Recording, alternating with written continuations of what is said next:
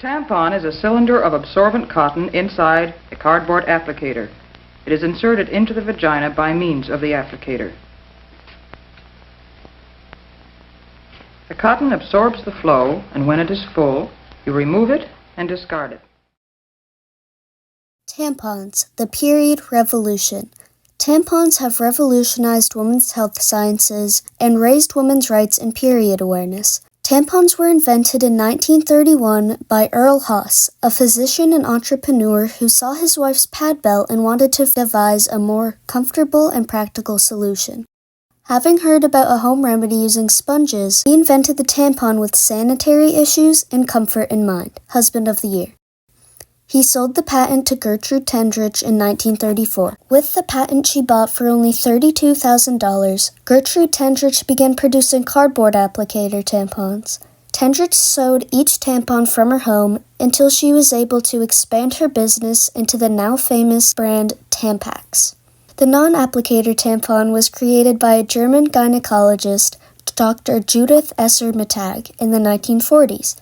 Esser-Mittag sold her invention to a company that Johnson & Johnson eventually bought. After the invention of the tampon, word spread of the new way to comfortably, maybe not safely, care for your period. This led to several new inventions within the next 70 years.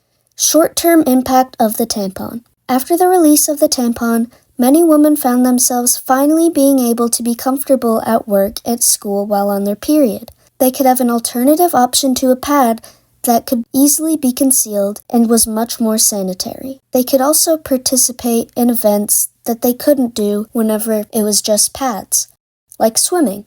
Afterward, more devices like the tampon began to come out, all trying to make women more comfortable with their periods. For the most part, they succeeded. The mass production of tampons also helped. It helped since they would become more abundant and people would be able to access more of them. Before the mass production of them, they were not easily accessible. With them not being common, people might use them for longer to get a full use out of them. With the mass production, though, people could have more for cheaper. You would not have to worry about running out and not being able to get more easily. How tampons opened up periods to the public. Before the year 1980, periods were mostly taboo. Most women never talked about Aunt Flo to their husbands and sons. This was restrictive to a lot of women because if they felt too sick to go to work or school, they could not explain their absence to a male boss or teacher. Humiliation was harsh if a woman bled through her pad or tampon. Periods were believed in some places and still are believed to be satanic and unclean, marks of sin and the devil. Throughout history, menstruation and women's bodies were little understood and instead often feared. In the 1500s, it was widely believed that period blood could rust iron, kill crops, cause fruit to fall from trees, and turn dogs rabid. Although science has dispelled so many of those ancient myths, modern-day misconceptions about menstruation and women's bodies stubbornly persist. Tampon advertising. Even though tampons were patented and sold around 1931, it took until 1972 for them to be advertised on TV. Up until then, it was illegal to advertise menstrual products on TV.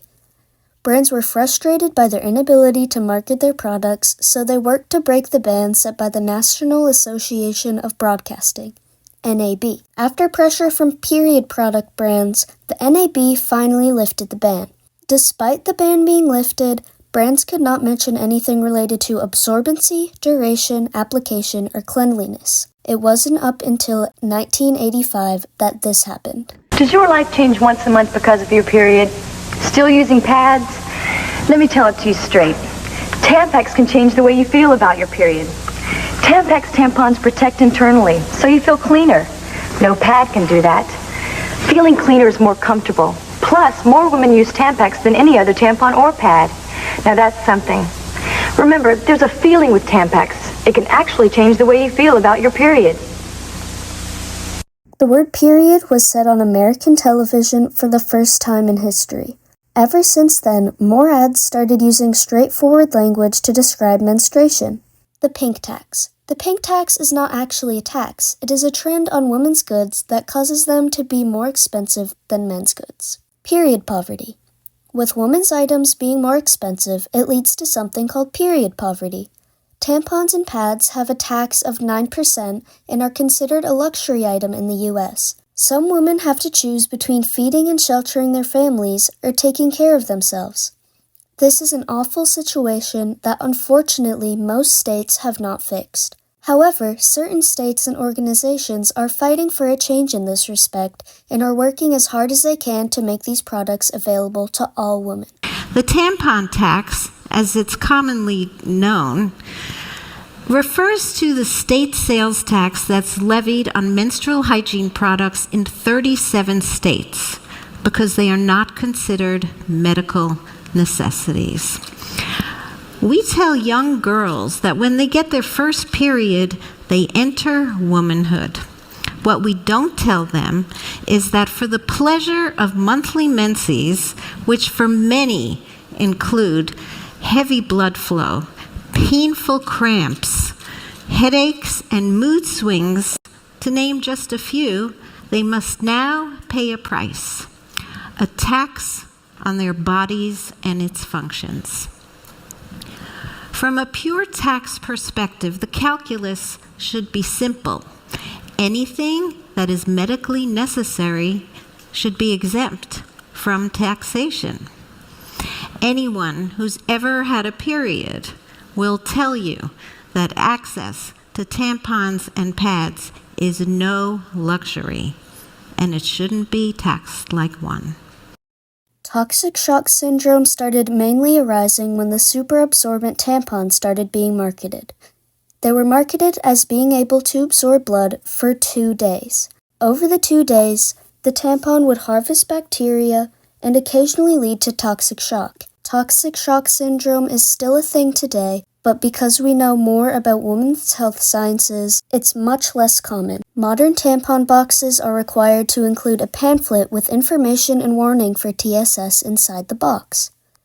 Every different variety of tampons also have a recommended time for how long they should be in use. Long-term impact of the tampon. Tampons are still making huge impacts on the lives of people across the world. Tampons continue to be the most popular period product on the market and have saved millions of women from embarrassing situations at school or work.